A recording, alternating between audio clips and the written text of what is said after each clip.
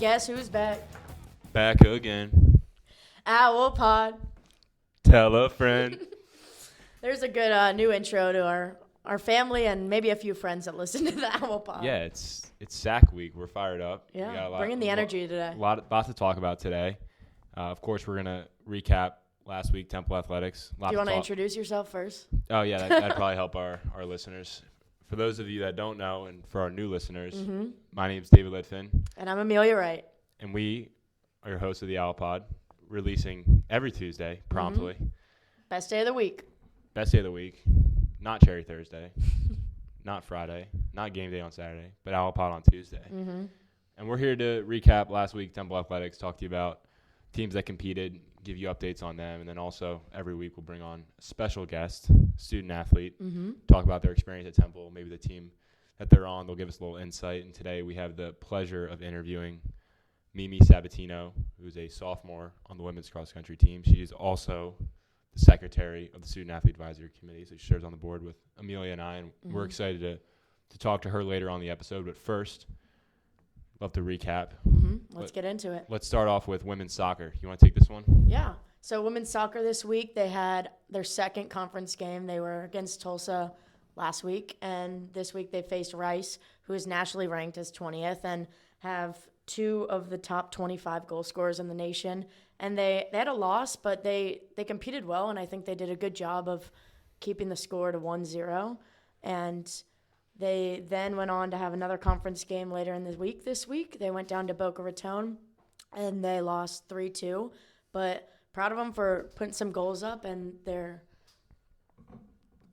making a good step in the right direction here for sure. Yeah, no, for sure. I know last year they struggled to put balls in the back of the net, so I'm happy this year that they're at least scoring some more goals, especially in these tough conference games. We know the American is a tough conference for soccer, sure. So definitely some improvement. The Rice loss, albeit it was a loss, losing 1-0 to a nationally ranked team.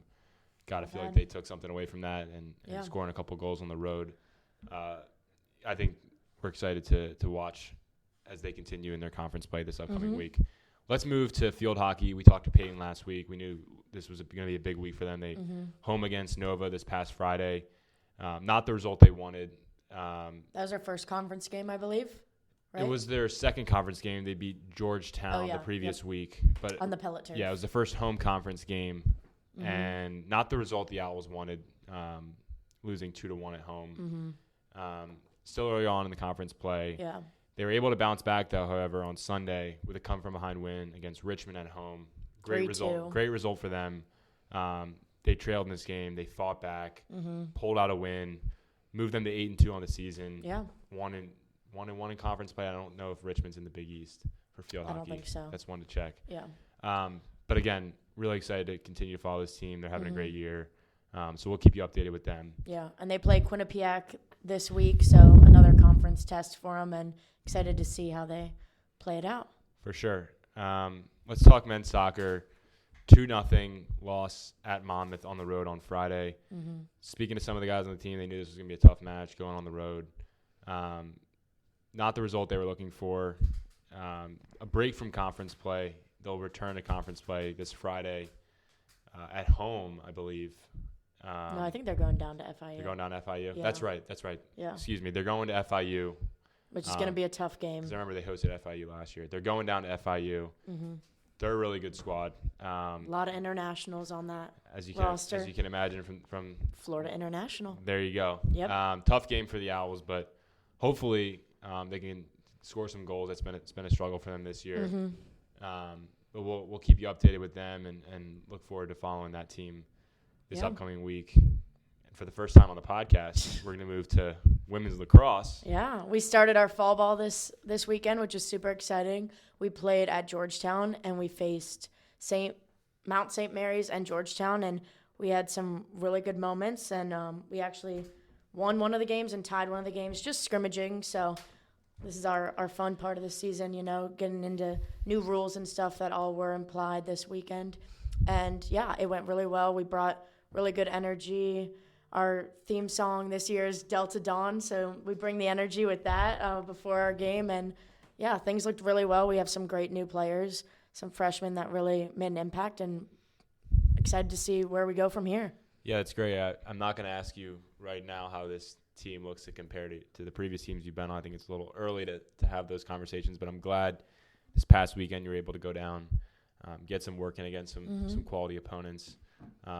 So we'll hopefully – I know you guys host the Philly 5 That's a huge one for us. It's actually this weekend. This upcoming weekend? Yeah, so that's where we play all the Philly lacrosse teams, excluding Penn. They're not in the Philly 5, but that's always a fun weekend, and that's this Sunday all day. Perfect. We'll have an update for you next podcast on how that weekend goes. But get some women's lacrosse in the pod. Yeah. It's exciting. And then lastly, we'll wrap it up with talking about women's volleyball. Overall, busy week for them. They had 3 matches. Yep. Started at Penn on Wednesday. That was a great game. It was a Tuesday night match, excuse me. Went to Penn, obviously crosstown rival, winning in 5 sets. Yep. Huge win for them. It's always nice to beat local school. Anyone who knows me knows how I feel about Penn. I'll save my explicit comments for offline. But anytime we get a win at Penn, I think it's great morale for the team. They're able to continue that momentum, going down to Houston where they took on the Rice Owls. And the better owl prevailed. The better owl prevailed. Rice was ranked number 1 in preseason poll for the American Conference. Took them down in our first conference match. Huge win for the Owls. Really a staple win for that program in the last several years, especially on the road. A great win for them to start their conference playoff. That was on Friday. Then they traveled to Tulane on Sunday and had a tough one against Tulane. Honestly, looking at the week as a whole, they were on the road a lot. I'm sure by Sunday it was a long week. I know they wanted to come out and play better, but overall, if you look at the week as a whole, I think it was a really, really solid week for that program, and they'll continue their conference play. They have a home match on Friday, so hopefully we can get some turnout for them as they continue their conference play. That's really the blunt of what happened in Temple Athletics in the previous week. Looks like we have a pretty busy week. I know football returns to action at home against UTSA. It's a busy week for the Owls, so next podcast we'll look forward to updating you guys on what's going on. But this time we'd like to bring on our very special guest. We said earlier, sophomore, women's cross country, Mimi Sabatino. Mimi, welcome to the Owl Pod. Thanks for having me. All right, so for those of you that don't know, I probably should have mentioned this at the beginning of the pod.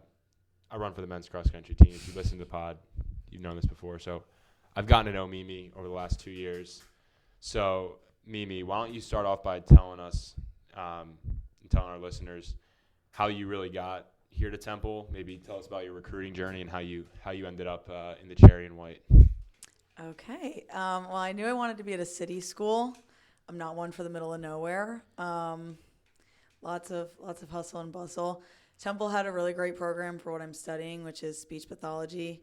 And I loved campus. And when I was here, my visit, I just felt like I was treated the best out of all the visits that I was on. And I was like, you know what, I think this is the place for me. I didn't have that weird feeling where I was like, you know what, I would go here, but there was no but. So yeah, that's great. I think we talk about this almost every episode.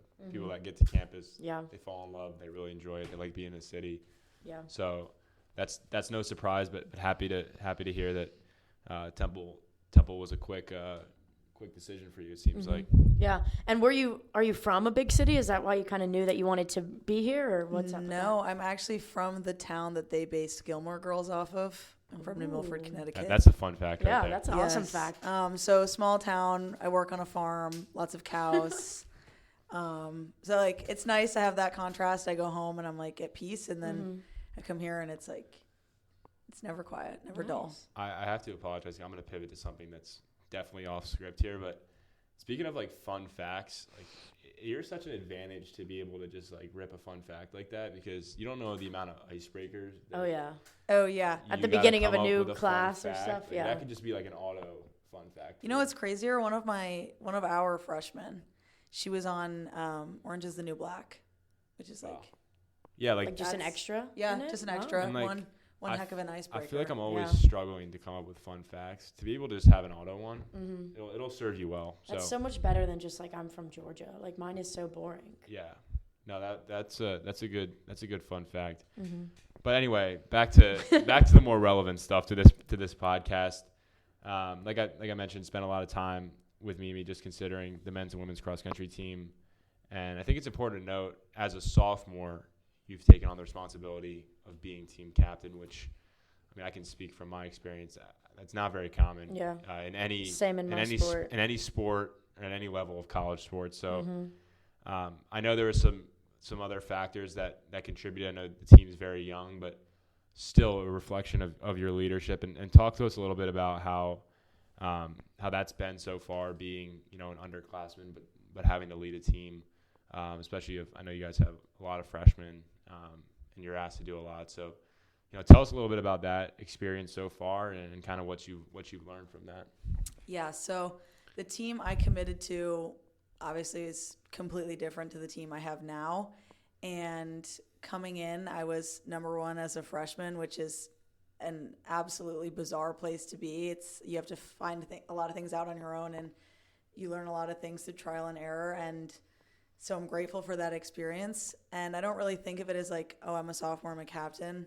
I just think of it more so as like, how can we grow as a team all together? Because like I'm still learning a ton of things also, and it's nice to have people like around my age, and I think that's honestly an asset is having such a young team because there's so much time to develop, and everything is like new. So. Yeah, for sure. I mean, like the chemistry, like I feel like by the time you're a senior, yeah, the girls, plenty of time with them. Plenty of time to like just get like so many miles together, so many workouts together. Like, that's only going to serve you guys well, but definitely could imagine there's probably some challenges, but it's definitely a good experience. By the time you're a senior, you're going to know how to do everything. There's not going to be something you haven't seen. So I think it'll serve your team well. I can speak for my perspective. You've done a great job so far. So just obviously really impressive. And outside of the team, you've gotten involved with Student Athlete Advisory Committee, as you mentioned earlier, serving as secretary this year. Talk to us a little bit about why you got involved with SAC as a freshman. I know, again, small team, but I think you started coming to the meetings pretty early on. Yeah, so I was selected to be the team representative. Yeah, the team representative. And I don't know, I just enjoy like I have a ton of friends on other teams now, and not only has that helped me like socially tremendously, but also it really encourages you to go see other matches, other games, just really support other teammates and sort of like build that bond at Temple Athletics. And so I got involved in SAC because I was chosen, and then I just had such a great time, and I was like, I want to actually be a part of it, not just sort of be a passive part of it. Yeah, I was excited. I remember like around last year when we were like figuring out the board and everything, like you decided to run for secretary, and I was pretty fired up because I think it's good to have like younger voices. We have like our board right now is like we have a lot of juniors, some seniors, some fifth years, a fifth year. Me. So I think it's good to just have like different perspectives across the board. Yeah. And I'm happy that you took that step and getting involved. And I feel like Amelia and I talk about this all the time. Like once you're in the door and you meet people, like you're just so much more likely to go support and vice versa. So I think that's like really the power of SAC at our school. The community aspect that I feel like, David, you've really done an emphasis on growing that, and that's just like so appreciated by me and the Temple community. Like I feel like everyone that's come on has come to a SAC meeting and they've loved it. So. Yeah, and they like embrace it, right? Like it's like, oh, I want to go. Well, I think it's everybody. Like I think we've done a good job with some of the events that we'll talk about later. But I think it's just it's a better environment when you go to compete and you look in the stands and you see fellow student athletes. I think it's something different than just having normal people in the stands. I think everyone understands the hard work and effort that goes into it. So for sure, happy that you've taken that step to get involved. Moving back to the team here for a sec, we have the same competing schedule, so I might know a little bit more about this answer, but still pose the question, like you're about halfway through the season here, with still several meets to go. what's kind of like your outlook on the rest of the season and what's ahead for you guys, and kind of what are you looking forward to down the stretch? Right, so I think conference is probably like what we're working towards most. We've had some unfortunate performances in the past, whether because of like lack of team numbers and just in general, like the team culture was completely different. So we've really worked hard to change that. We've had a couple girls like fight back from illness. So, being a freshman in college is like basically being in preschool again. You just have to relearn. That's so true. That's such a good, honestly, especially I've in the never heard dorms. that. Yeah, like, your everyone's immune just system sick. is just really, it's like, oh, okay. And especially in Philadelphia, like you can just pick up so much everything everywhere. So yeah, we're really focusing on conference. This week we'll be at Lehigh, Paul Short. That's going to be a humongous starting line. It's like 67 teams at 7 to 10 girls a team. So yeah, it's just going to be big, and we're just going to focus on running as a group as best we can. Yeah, Paul Short's we'll recap Paul Short on the podcast next week, just because that's such a huge race for us, and it's going to be our regional course. Yeah, so. it's a preview of the regional meet, so it's a really big race, and like Mimi alluded to, there's probably the biggest start line you'll be on all year. It's pretty big, yeah. That sounds insane. Yeah, it's like 500 kids. It's like it's literally a stampede at the start. Wait, but for the people, I hope it's not just me, but maybe some of the listeners. So when you say conference for cross country, like is that like one big meet at the end, or do you have multiple conference meets where you're traveling to different places? Like enlighten us a little bit on that conference schedule that you guys are working towards excelling in. Because we are so far from our other conference teams, we don't really see them during the regular season to compete at like a race. So it's just one race that we'll compete at the end of October, early November. And it'll be how many teams are in our conference? Yeah, it's like 12. Yeah, it'll be all of those. Yeah, so it's so different from other sports where you'll play a conference schedule. Yeah. We just have one meet that determines the conference. Yeah. And is that normal for other conferences? Yeah, that's and like you can race, like we could go to a meet and it's all based on times, Tulane right? could be there. Yeah, Tulane could be there, but like it means nothing. if we the beat conference Tulane championship. or they beat us, it has no impact on the conference standings. It's literally one meet that decides everything. So that's really like when we say like our season is defined by two races, it's conference and regional. If we do really well at those meets, then nobody cares what happens at Paul Short. Not to mention we want to run well, obviously, at Paul Short to prepare us for those races, but our season really comes down to two races that determine kind of the success, which sounds harsh, but that's really the reality of it. Unfortunately. Yeah. So yeah, I mean that's that. I feel like we are both. I can speak for you as well. Like we're both excited for what's to come. I think we've battled some injuries on both the men and women's side, but looking ahead, I think we have a pretty exciting group. All right, we'll wrap up before we get into our favorite segments of the pod. I got to wrap up just out of curiosity as a runner myself. What do you prefer, track or cross country? Let me just mention the women have a track team. The men do not have an official track team. So that shouldn't influence your answer. Just pointing out to the listeners. That's why I'm curious, because I don't have the ability to run. To be honest, I prefer cross country. I think it's more team oriented. I mean, obviously, like running and swimming and all of those types of sports are individualized, but cross country is really about a team aspect in comparison to track. And also, there's just so much more time to have like strategy within a race. There's so much adjustment that can happen, and it's also every course is different, so it's a little bit more mentally engaging as somebody that does like a longer track event. You get up to like the 10K. We're talking like 25 laps here. You're getting dizzy? Yeah. Yeah. Well, I will withhold my stance on that just for the sake because bias. I agree. The cross country is a more team atmosphere, which I enjoy a lot. Is that not also like what both you guys got recruited for? Like, is that? Yeah, for distance. Yes. Well, because yes. But most colleges you do both. Like. Yeah. Okay. Well, yes, most colleges would have like men's both, but I'm on both teams. Okay. But I just do distance during track. Like I'm not a sprinter. Yeah. All right. Well, let's move into Temple Takes. We got a fun theme this week. Amelia, why don't you kick us off with the theme and what we're talking about? So midterms are coming up. Don't know how. It seems like that's actually so fast in the year. But so midterms are next week. So we decided to go back to our class theme of the week. I think some of these are a little bit niche to Temple, specifically the elevator one, which we're going to touch on first. You think that's specific to Temple? I kind of think so because I feel like we have a lot of buildings that have over 8 floors. That's true. We build up here. Yeah, we don't build out. So. We're a city school, So I think let's go with the first one. Also, if you don't know how this works, just go a brief overrated, underrated, and sometimes we elaborate on them. Sometimes we don't. It's all what you feel like. If you're passionate, feel free to rip.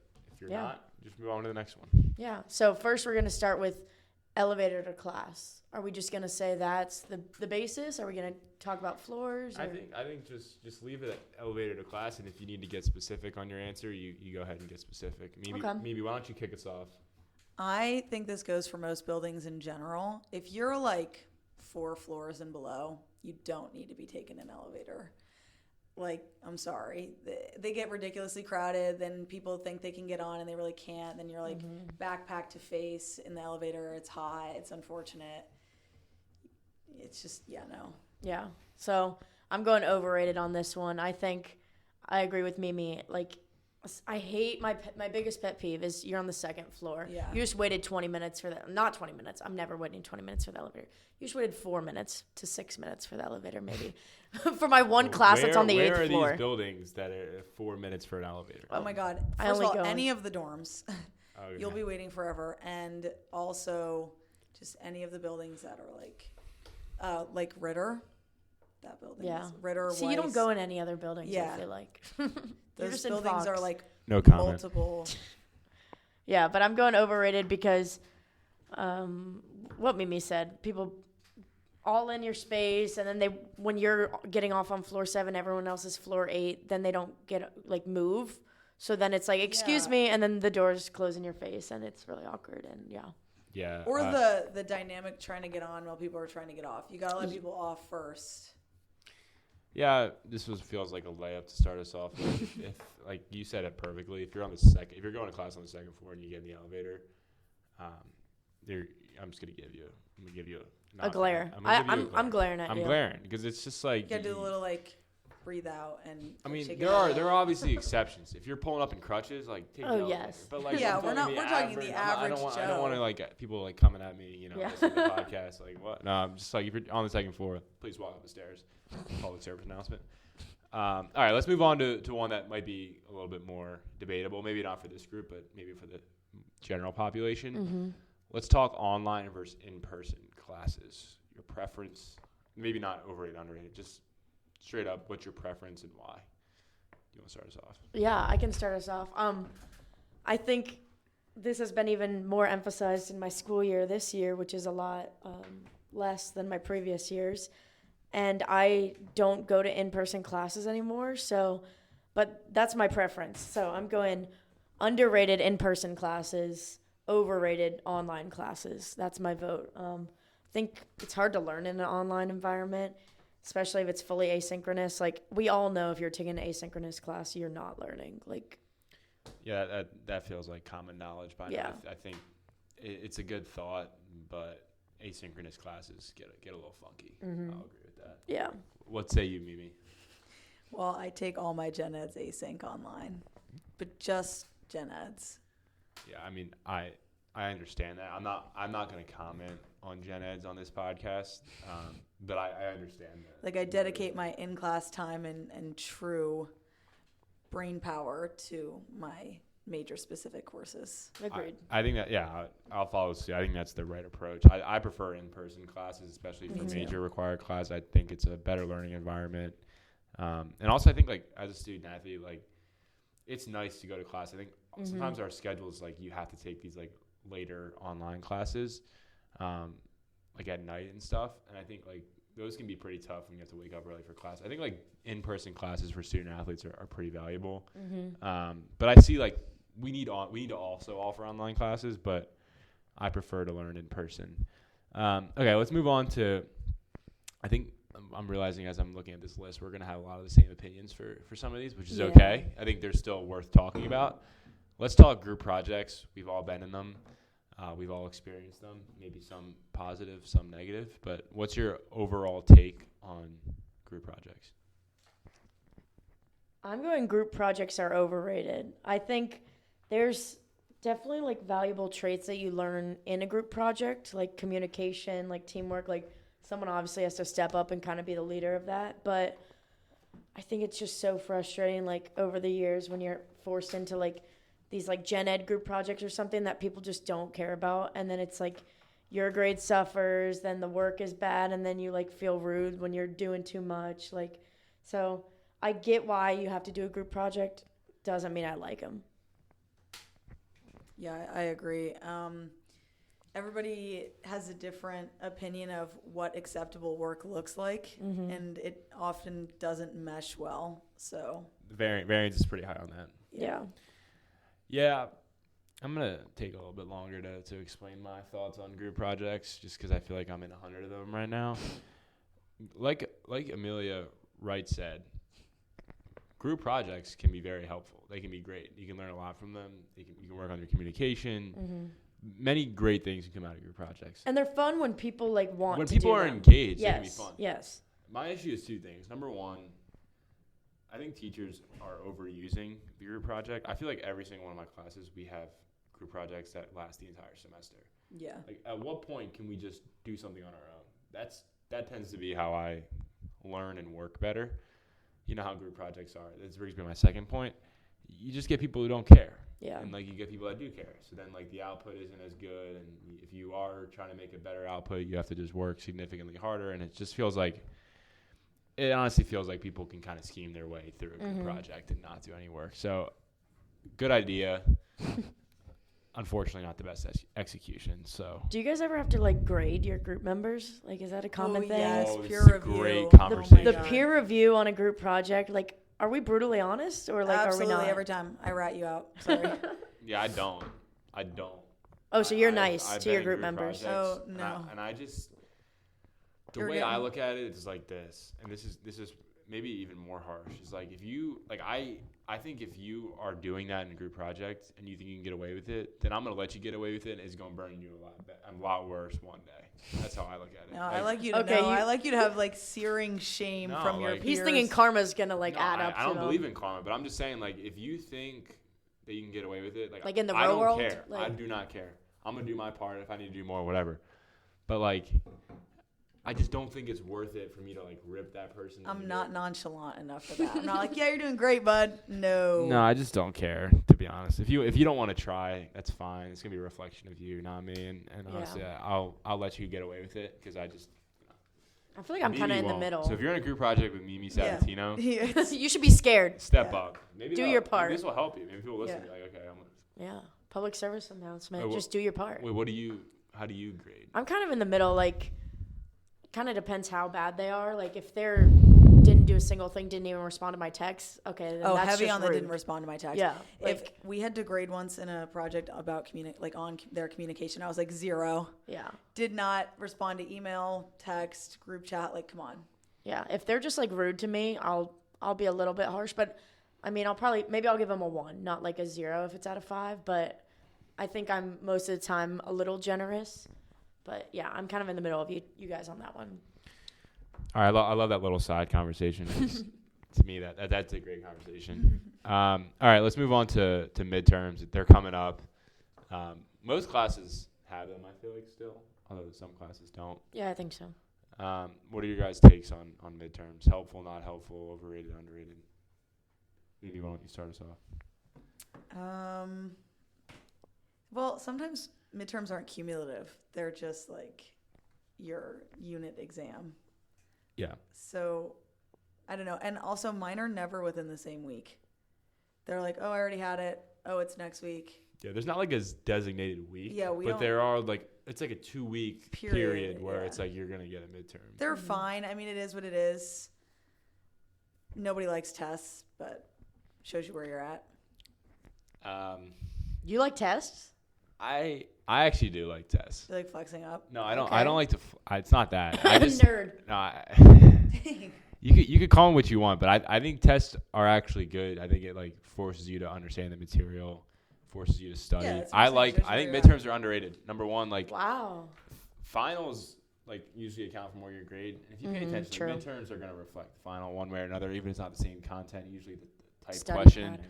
I'm big on like finding patterns in tests and exams. I think midterms, good opportunity to get refreshed on what you've learned so far. And I think tests are a good way to measure like how you understand something. It's not a perfect measurement. Nothing is. But I think tests force you to kind of put an extra effort in. Whereas like we just mentioned group projects, you can kind of, let's be honest. Like, You scoot a little bit. kind of scoot through. Yeah. Yeah. Tests, especially the paper pen ones, like there's no computer. I think. Oh yeah, I actually do prefer my anatomy classes. All the exams are pen to When paper. you crush a pen and paper exam, It's it's a different level of like. Best feeling. different. That's You all I walk gotta out say. and you're like, all right. Yeah. Well, I think David just convinced me. I mean, I haven't taken a test in a while, gonna be honest. I was in pickleball last semester. That was my hardest class. That's the life of a senior student athlete Humble flex. that grinded for three years straight. But yeah, I guess I'll agree with David on this one because I do enjoy tests. I honestly like studying sometimes. I agree. Like there's value. Like there's value there. Yeah, and it like, you know, I've had a few classes where you have a quiz each week, and then we had the midterm, and that's like the best I feel like I've ever done on a midterm is like when we had those like quizzes. Yeah, that's like how my yeah. So I'm agreeing. Yeah. I'm gonna go underrated with you on Not that to one. be a dead horse. You ever like taken it? You ever really study really hard and you walk out of an exam and just know, like you just crushed it. That has to be like Yes. one of the better feelings. Yes. Yes. Agreed. Like, Yeah. I think that speaks to my point. Let's move to presentations. Now, this can be different than group presentations. This could be solo presentations. This could even include listening to presentations in class. But a lot of classes I've noticed, especially as I've gotten to be a senior, presentations are more common now than they were when I was an underclassman. So, what are your guys' takes on the presentations in class? Yeah. I'm going to go underrated, I think. I also think it's kind of rare in my major. Like, I was health professions, so it didn't happen much. But, like, there was a few times, I think, in, like, my general chemistry 2 class where we had a presentation. But I've never been in a class where you present them, like, and have to listen to everyone. So maybe this is also changing my answer. But I really like the creative side that you get of doing a presentation because, I mean, in a science major, you're not getting creative most of the time. But I'm a very, like, artsy person. I like to draw stuff. So that was fun for me to have that creative side. So I'm going underrated. I'm also going underrated. I'm a bit of a yapper, so I do enjoy going up to talk. Although I don't really like group presentations because you do that awkward thing where it's like you nudge them and you're like, this is your slide. Like, and then also, I'm not sure that anyone is ever really listening to you present. So it's not that stressful because it's like just the teacher. nobody actually really like cares besides the professor, and that's kind of all that matters. So Yeah, it's really that's a like great talking point. to one person. Yeah, I'm going to do something I don't think I've done on this show yet, and that is give it just rated. And we don't do that often, but Yeah.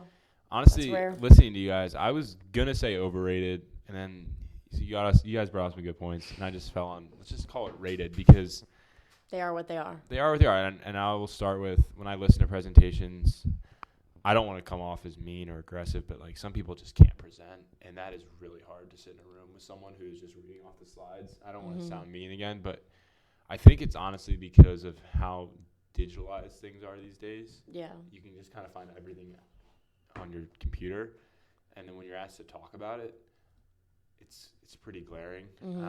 So I think listening to presentations for the most part is pretty painful, and that's probably why people don't listen. Even when you present a good one. So I actually like going up there and speaking in front of the class. I think it's a good experience. I think it's really helpful, especially for your first job. But I think overall, I'm just going to give it the old rated. Okay.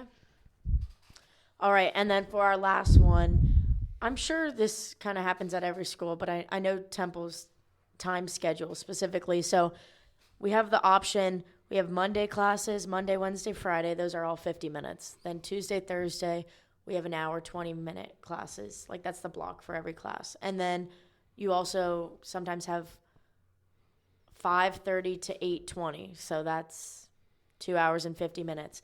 So our last one is going to be long classes versus short classes. Maybe you want to start us off? I'm going short classes multiple times a week. First semester, my freshman year, I had a 2.5 hour online class, and it was absolutely brutal. It's just so hard to retain information. You just tap out halfway through. It's so much better to do a little review. Yeah, I agree. Long classes, I've done my fair share of them, and yeah, it's just hard to stay focused. And honestly, by the end of it, you're so exhausted that you just kind of tap out with 30 minutes to go. Whereas shorter classes, like Monday, Wednesday, Friday, I think can be a little bit more productive. And usually, I think also the structure of those classes tend to fit a little bit better. I feel like for the longer classes, you have one day where all the assignments are due, whereas Monday, Wednesday, Friday, they're a little bit more spaced out. So yeah, I appreciate the shorter classes as well. Okay, I guess I'm going to disagree with you guys. I like Tuesday, Thursday classes because I feel like going to class just twice a week is very nice rather than the 3 times a week. It really does make a difference to me, I feel like.